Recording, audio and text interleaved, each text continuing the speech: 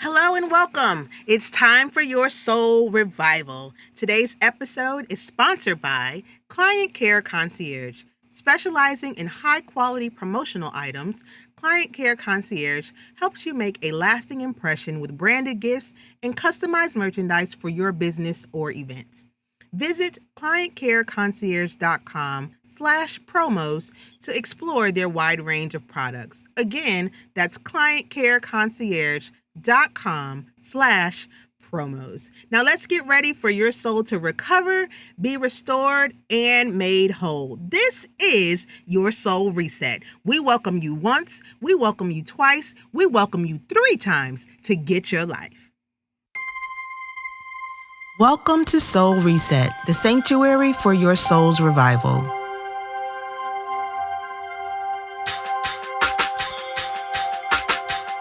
This podcast is dedicated to exploring the depths of the human experience and the nurturing of your soul. Each week, we'll dive into thought-provoking conversations with experts, storytellers, and everyday people who offer unique perspectives on topics ranging from personal growth and spirituality to resilience and transformation. I'm your host, Tameeka, and I'm excited to embark on this soul journey with you. Let's go.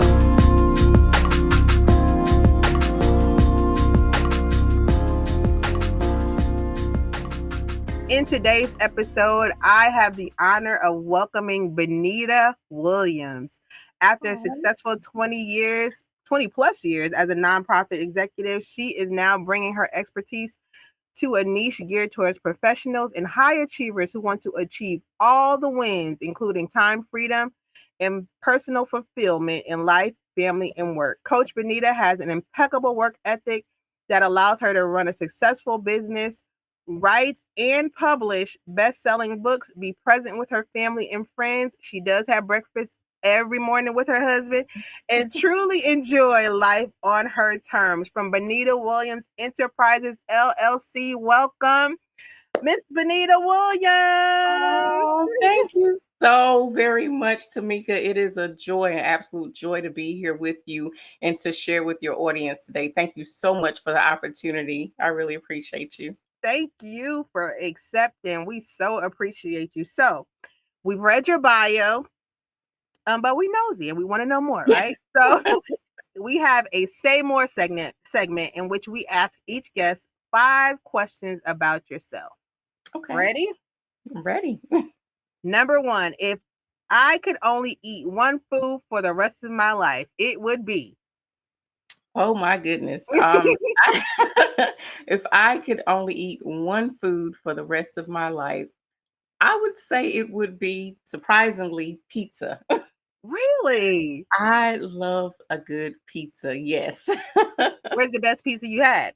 I do. The best any veggie pizza for one is really, really good for me. I love veggie pizzas. I would say the best that I've ever had though would probably be just a New York style cheese pizza. Okay, I'll let you get by with that because I am from Connecticut and people don't know that Connecticut is the pizza capital. Right. So until you've had a pizza there, you haven't really had a pizza. Yeah. But up north, it's just something about up north, and I'm Yes. actually from up north as well, and so I Yes. appreciate good food up north. So definitely. Yes. So next question. If your soul had a theme song, what would it be? Oh, wow. That's a powerful question. If my soul had a theme song, what would it be? I would have to say it is well. It Ooh. is well. Yeah, I'm in a place in my life right now where it is well, and it speaks louder than words, just knowing that it is well in my mind, in my body, in my spirit, all together. That and I it's a process, right? So it's a Mm-hmm. journey, but the journey is that, it is well. No matter what state I'm in, no matter what's going on, it is well. So that would have to be my soul song. I love that. And that Thank song, as you. I've been on this soul journey, has taken a whole new meaning for me. So Mm, I'm right with mhm. you. It is well Yeah, with my yeah, with soul. my That has soul.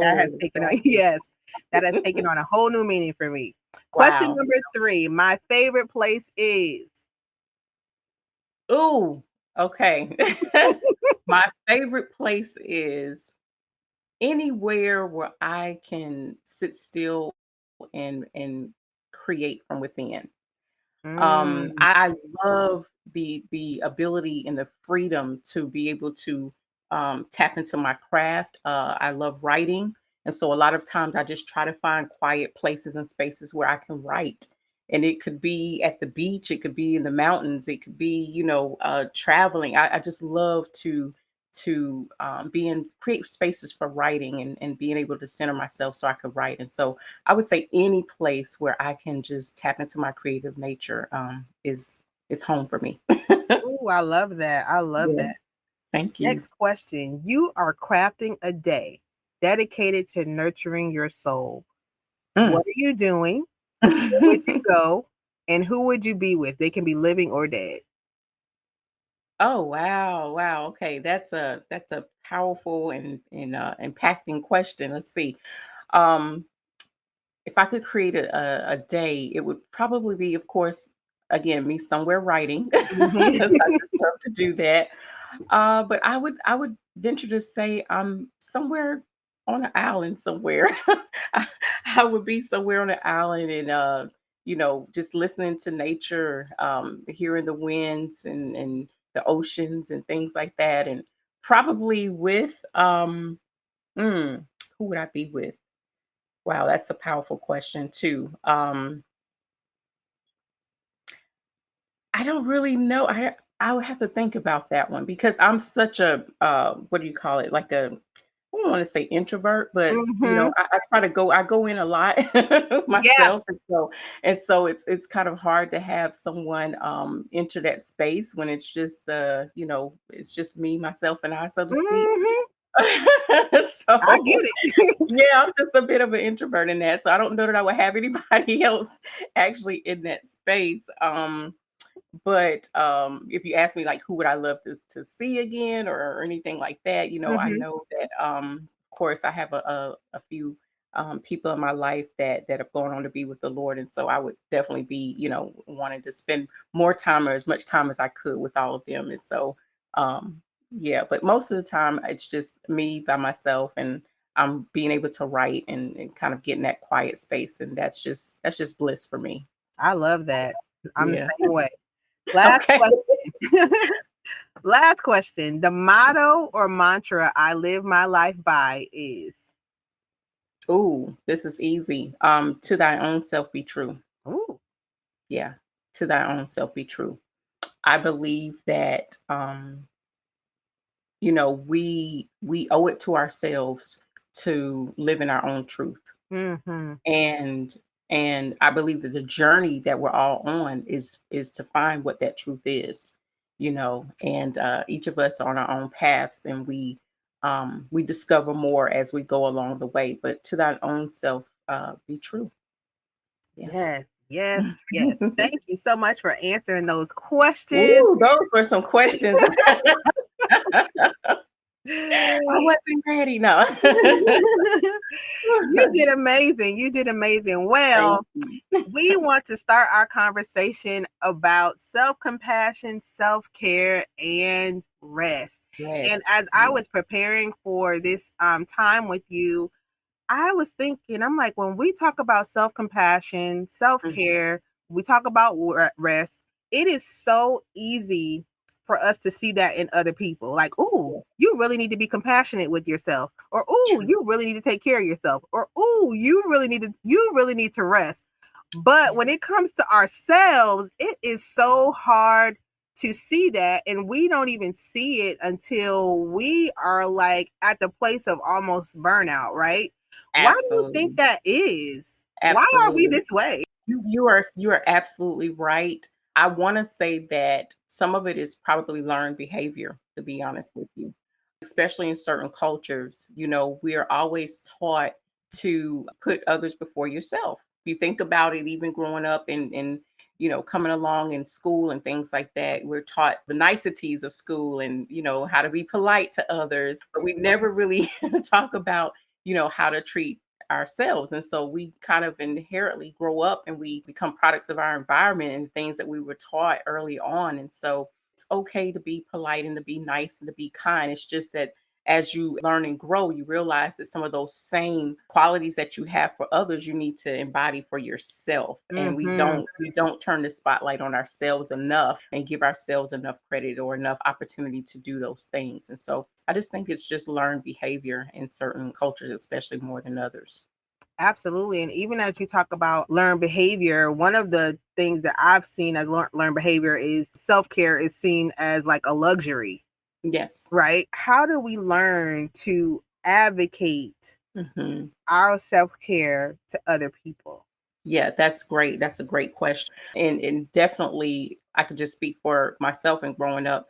Self-care wasn't anything that I saw, growing up wasn't anything that I saw to mimic. And so a lot of times we like to mimic our role models or we like to mimic those that are have influence with us at an early age. And it wasn't something that I necessarily saw mimic in my life that I could actually pick up and learn from. And so I think the habits that we learn early on from others that are in our environments then pave the way for how we go about life and treating ourselves. And so self care is just kind of like this cliche word that's out there.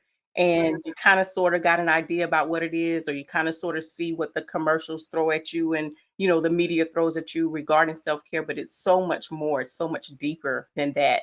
And I think that's the thing that I've discovered on this journey is that self-care is not selfish, it's actually selfless. Mm-hmm. And this connotation that for you to be kind to yourself means that other people have to go without or lack in some way or whatever, it's not true. There's a way to go about being kind to yourself that does not have to cost anybody else anything or take anything else away from anybody else. And Yeah, so I just think that it's time to rewrite that narrative and it's time to really shed the light. And I thank you for having a platform such as this so that we can actually talk about and bring about awareness that self care is not selfish, but it's actually selfless. The better you take care of yourself, the more you're able to lend and take care of other people. absolutely. There might be a lot of definitions of what self care is to people.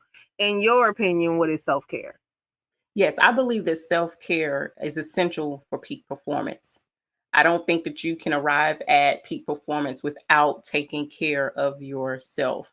And self care is different for everybody. It doesn't mean that there's a cookie cutter approach to self care, but it means that you have an awareness about yourself to the degree that you know how to be kind to yourself. You know how to set boundaries for yourself. You know what things to incorporate in your daily regimen as the stresses of life come at you. You know how to make adaptations and adjustments that bid well for you and for your soul. And so I believe that self-care again is essential to peak performance. It's really achieving total well-being. And I define total wellness as being in alignment spiritually, socially, mentally, physically, and emotionally. And so when you have all of those components of inner alignment working together and succinctly, then you have arrived at total wellness or total well being. And that is true self care.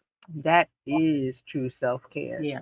Yeah. And there are times when we have to advocate for that and let people know, right? Just like you said, as setting boundaries, boundaries is not selfish.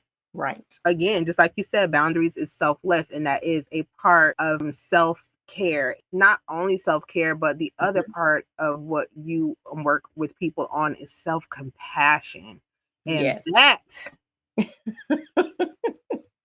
that right there Oh, yeah. is, I mean, and if we ever learn self compassion, first of all, it would help us to be more compassionate towards other people. But I believe that it would open up almost like another room in our lives that we didn't even know was there because we Absolutely. learned to be compassionate with ourselves. What role do you feel self compassion plays in cultivating our everyday life?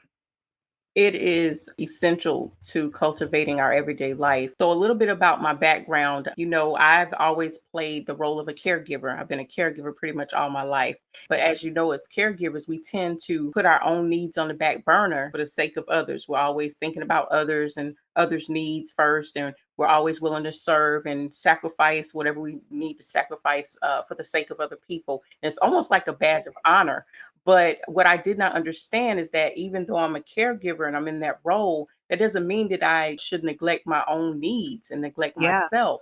And so, one of the passages of scripture says that, love others as you love yourself, or love your neighbor as you love yourself. What we miss is that as you love yourself part.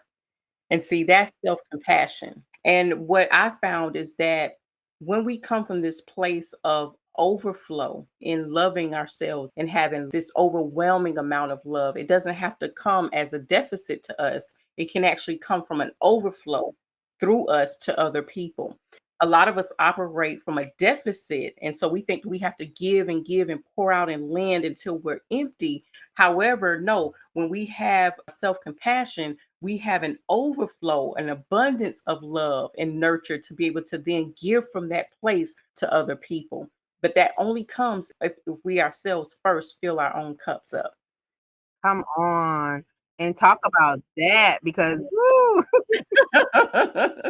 Yeah. I did a workshop with some women a few weeks ago and I asked them what fills their cup up. It took so long for some women to answer because that's not even something that we think about because we're constantly pouring out, pouring out. Okay, well, if you're pouring out, pouring out, pouring out, Yes. who's pouring back Mm, into you or what's pouring back into you? At what point are you going to realize I'm running on empty and I'm actually not exactly. pouring anything anymore? Right.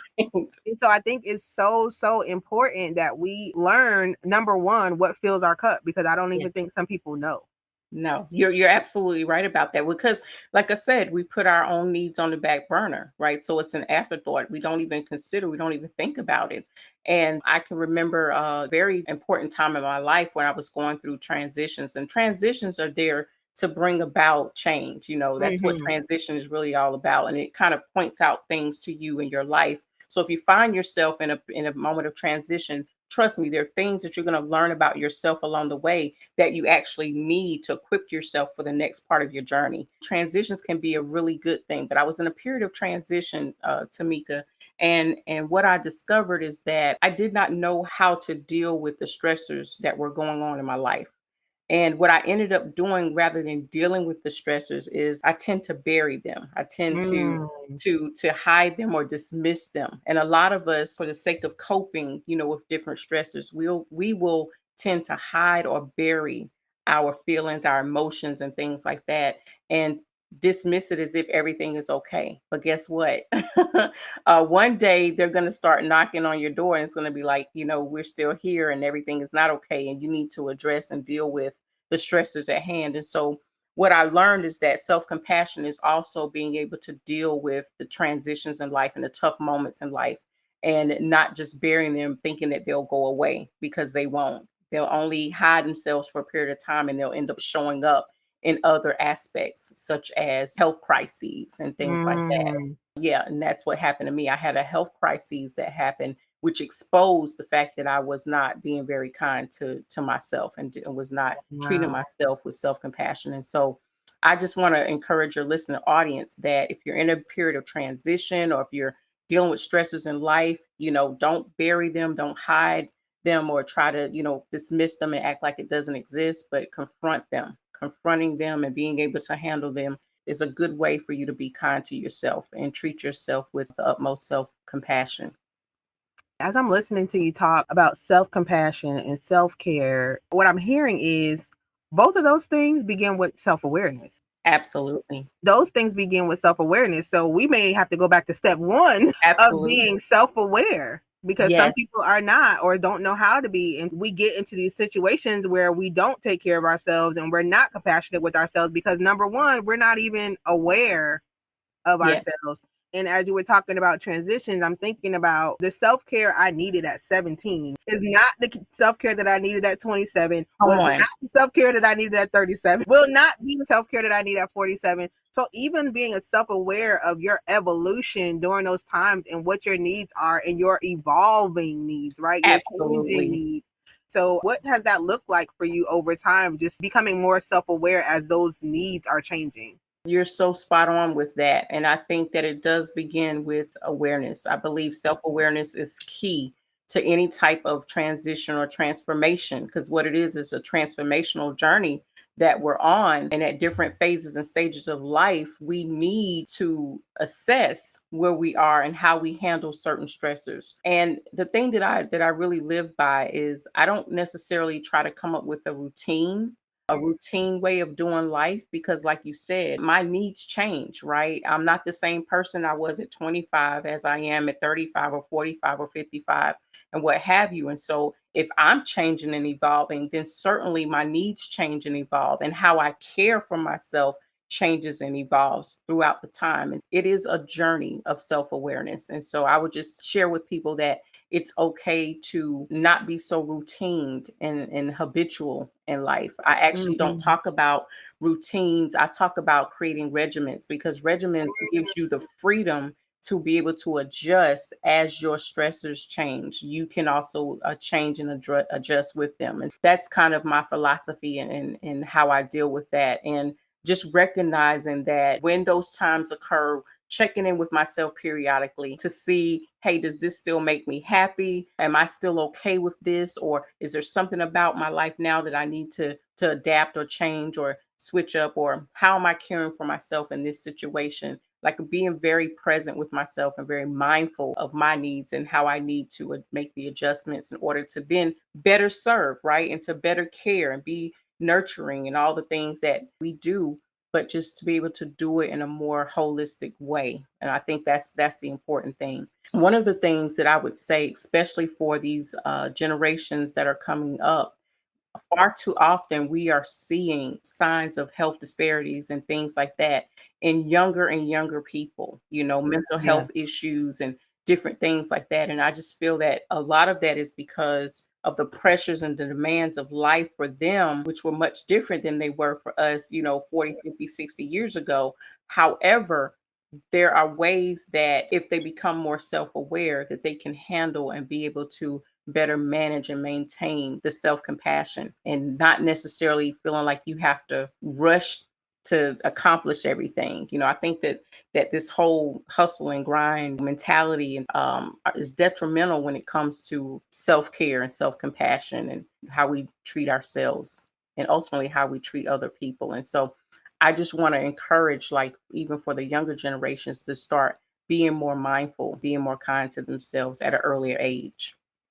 Yes, it's so funny that you say that because I was listening to my daughter and one of her friends talk, and they were like, "If I don't have it together by 21, it's over." I'm Right. like, "21?" Right.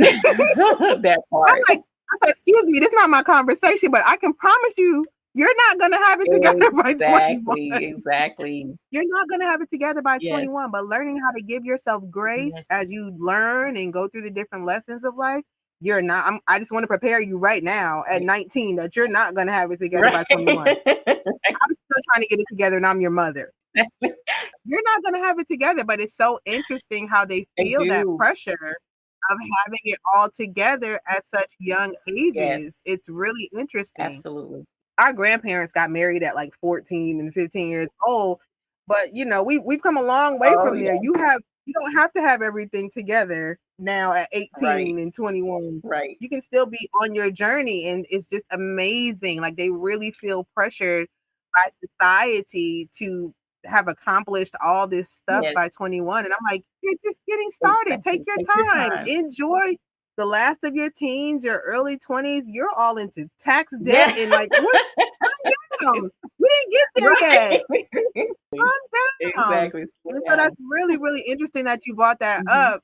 I honestly thought it was just them, but obviously it's not. Not at all. I was listening to some studies about how kids now, and when I say kids, I'm talking, 18, younger Sure. 20s, they feel a lot more pressure because of the inflation and all these things that are happening that they don't have any control over. Nobody has control over, Yes. right? And so when we were able to come out of school, we were able to choose, well, I'm going to get a job or I'm going to go to college. And now they're like, we got to make money to even eat, to Right. live. And so they are coming from a whole different perspective right now. And so I think, just like you said, teaching them self care and self compassion from a young Yes. age and just learning how to give themselves that grace is very, very, very important. And then on the flip side of that, it's also teaching them to always have feelings of guilt or pressure if they're not being productive. True.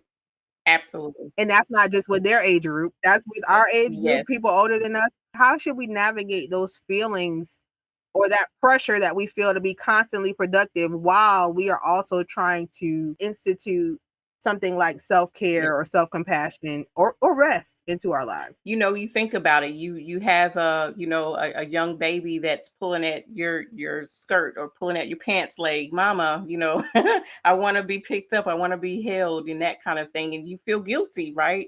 If you just ignored your child and you just went on in the room, or you closed the door in the bathroom to yourself and just had a moment to yourself, you feel that guilt, like, oh, should I've done that, or what have you.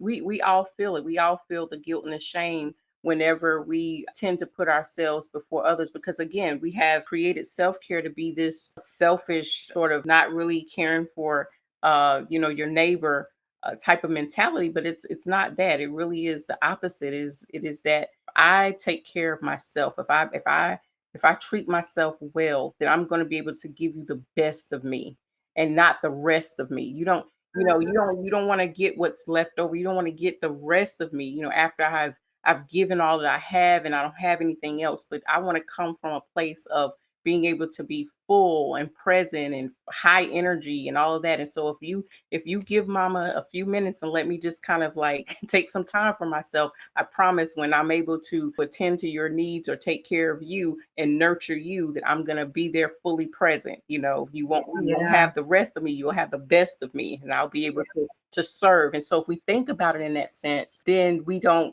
have to have the shame and the guilt and things that come along with that. We can dismiss those because actually that's not true. That's something false. It's not even true or real. We have to have an awareness that it's okay for me to take time for myself, to set those boundaries, even Mhm. with my children or even with my loved ones or the ones that I'm caring for. A lot of us have maybe aging parents that we're caring for and things like that. And of course, they took care of us all of our lives. And so now it's our turn to take care of them. And so there's that guilt again and that shame. If you feel like I want to spend some time with maybe my spouse, or I want to spend some time going outside, even to myself, or whatever the case, and mama and daddy, you're going to be okay. I'll be able to tend to you and I'll be able to fully tend to you whenever I am fully recharged. And so a lot of times we have to go outside of our caregiving circle, so to speak, those that we care for. We have to go outside of that circle in order to be filled up, in order to receive the fuel and the energy and the refilling that we need. We need to sometimes get outside of those circles, because if we're pouring out and giving to them, they might not necessarily give back to us in the way that we need to be filled up. And so that was one of the things that I realized, that I'm a caregiver for my husband who has a significant disability. He's my best friend. He has a significant disability, but I realize even for myself that sometimes I can't get the refueling that I need even from him, because Mhm. I need to go outside of my caregiver role, so to speak, and be able to be filled up in another way. And so I've learned those things. And so as you become more self-aware, you'll learn what refuels you. Then when you do that, you'll be able to serve in a greater capacity to those that you love. And that's kind of what I would share about that. Give us a few examples of what it looks like to be able to just quickly recharge and replenish yourself during the course of a day. Yes. One of the best ways is a four-letter word. It's called rest. Some other four letters, but no, rest is the four-letter word that I talk about, and intentional resting, because rest is it's essential. I feel like rest is essential to refueling and to recharging from your day.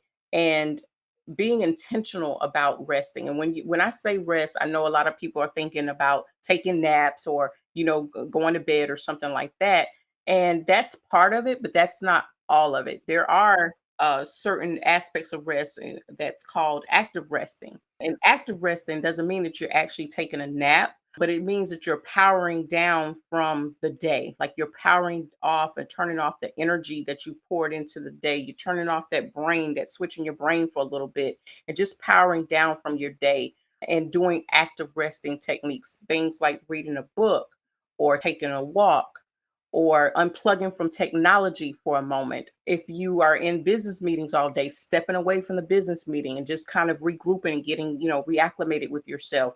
Certain foods will give you more energy and replenish you. Hmm. So there's just different techniques and aspects, but the key is to be intentional about taking those active rest breaks often throughout the day. I work with a lot of women leaders in corporate settings. And so I would say, after your 90-minute business meeting or your 45-minute to an hour presentation, you need to take 20 minutes and kind of recharge. Okay. You need to take 20 minutes, step away from everything, disconnect from everything, and then just kind of refuel yourself. And again, some of those ideas include reading a book, or you may color or play a game, or just something that disconnects you from the day to day, disconnects you from what you've been doing. And it gets you back to hearing yourself and really centering yourself and recharging your mental energy. Absolutely. And so Benita Williams Enterprises LLC, Mhm. in that you have your retreats and your coaching that actually helps women leaders and business leaders and high achievers Yes. in areas like this. And one of the things that you do is a retreat. And so I want you to just talk a little bit about that retreat and what you all do and what the outcome is, what people would have to look forward to, who needs to come, Yeah. right? Absolutely. Thank you again just for allowing me space to share something that is so near and dear to my heart. I'm very passionate about it. A lot of people may or may not know. I think I share this story wherever I go, but this all came as a result of a health crisis that I experienced back in 2014. I was dealing with a lot of stresses in life. I was a caregiver for my mom who had a terminal illness, and we actually lost her. And so I was dealing with that. And again, caregiver for my husband. And the job that I was in, I was working in a nonprofit sector for over 20 some years as an executive. And so, a lot of stress, a lot of pressure that came with all of that, and totally unaware about how to take care of myself, how to be kind to myself, and how to set boundaries and really tap into the emotional and the mental stressors that were going on at the time. And so I found myself really one day hitting a wall. I was preparing for a business retreat actually, and I hit a wall, and the wall of burnout, and just could not function, couldn't get it together. That became a very pivotal moment in my life where I realized that if I don't be kind to myself and I don't understand what self care really is and how to treat myself better, I'm not going to be around, right, for the ones that I love. And so, what I had to do was really go on a self healing journey from that point, totally just, for lack of a better word, disrupted and interrupted everything that I knew about life at that moment. And so Yeah. I had to go on, kind of a self-healing journey to discover how to understand and navigate this dark path of change, this pivotal moment in my life. And so what happened from that is out of my, pain became my purpose, and out of my mess became my Mm, message. And that is to spread the word about self-care and to help other women leaders who may be experiencing similar things that I experienced, to help them to navigate this path of change and how to be successful and be on top of your game and take care of your family and have all the wins, but without the consequences of burnout, overwhelm, and exhaustion. yes. So from that, I created a coaching program, and really a retreat is centered around the program, a transformational experience. Because if we're going to change, change only occurs one of two ways. It's either going to be emotional implantation, or it's going to be repetition. But change Mm, is inevitable. It's going to happen one way or another, right? And so what we want to do is we want to be the ones that anticipate change and learn how to navigate the change so that when it comes, we can handle it much, much more efficiently and effectively. The things that I went through was out of my control, right, at that time. But had I yeah. had the tools, and had I been equipped to learn how to handle the stresses of life better, then I would have had more control over that change. So I want to teach women how to have the tools and the techniques that they need in order to face and to get through those pivotal moments in life. Yeah. Absolutely. And I don't think you're limited to women, but you're talking about women, but I don't think Right. that's limited to women at No, all, I have because men I'm to sure come. Yeah, men definitely yeah, come I'm to the sure men retreats as have the well. same Yes, stressors and things like that, absolutely. especially in the corporate sector. Yes. And so I am so excited that you've opened up that space of Thank healing you. for them for yourself Yes. first. I'm glad that you did it I for am a yourself, product, but definitely. I'm also happy that you've opened up that door for other people and just said, "Come on in. Yes. Let me teach you how to rest. Yes.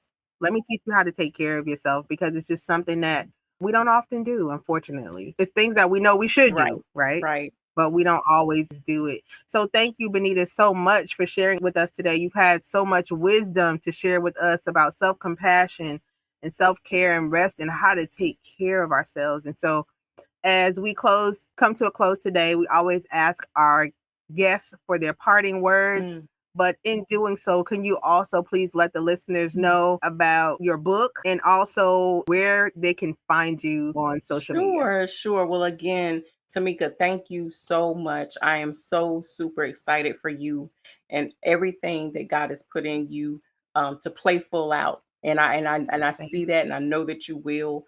And I'm just happy that I get to watch and be a part of this and sharing this experience with you and your listening audience. So thank you so much for creating the space and the thank platform, you. yeah, to talk about soul reset. It is something that is so needed, in today's society. And so thank you for being a beacon of light in this space. Really appreciate you for that. Sure. So you can find everything on my website, benitawilliams.com. I do have a link to my books that are there as well. Again, I'm an avid writer, and so just be on the lookout, because you never know when something else may pop up in terms of a book or an idea. So I'm very excited about that. But yeah, you can find it on benitawilliams.com.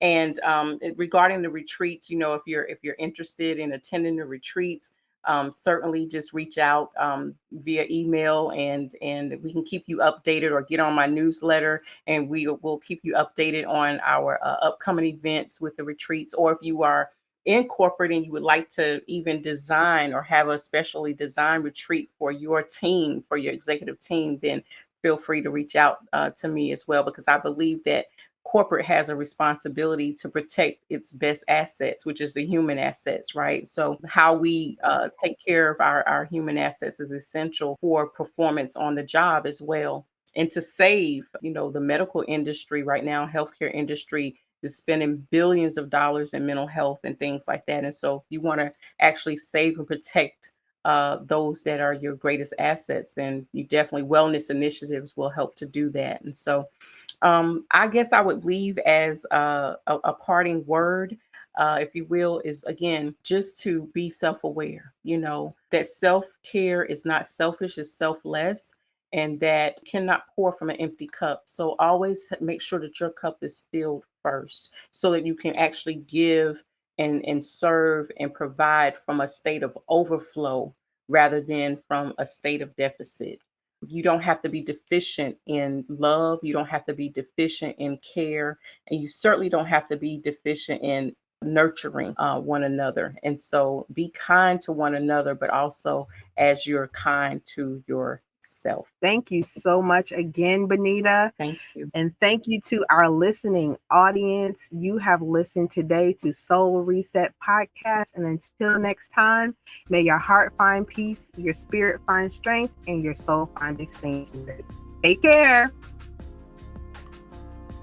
If you've enjoyed today's episode, please take a moment to leave a review, subscribe to the podcast, and share it with a friend. Your support helps us reach more people on their soul journey. Remember, business prosperity, life prosperity, any prosperity hinges on the prosperity of your soul.